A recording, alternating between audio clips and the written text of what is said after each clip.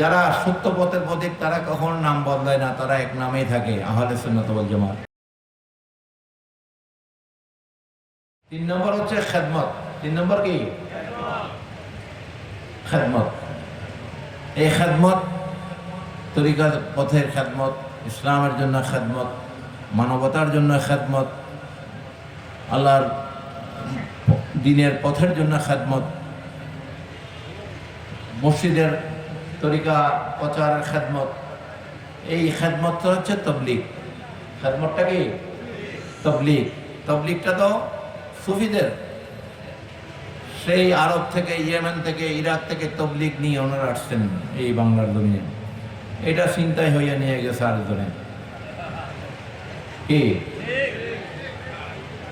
চিন্তায় করে এই শব্দটা আরেকজনে নিয়ে গেছে। এখন এরা আবার সুফিও বলে, সুফিটাও তারা হাইজেক করতেছে। কি বলে? আমরাও সুফি। ওয়াহাবি, খারিজি, মুতাজিলা, বাতিল যারা আছে তারা বলে আমরা সুন্নি। এখন সুন্নিও তারা বলে আমরাই আহলে সুন্নাত ওয়াল জামাত। এখন এই আহলে সুন্নাত ওয়াল জামাত এইটাও হাইজেক হয়ে গেছে, ঠিক কিনা?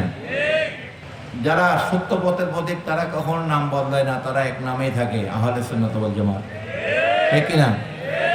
এই জন্য খেদমত, আপনারা এই খেদমত আঞ্জাম দিবেন, তরিকার প্রচার প্রসার করবেন, এটাও খেদমত। এটা কি? খেদমত। মানুষকে বায়াত করবেন।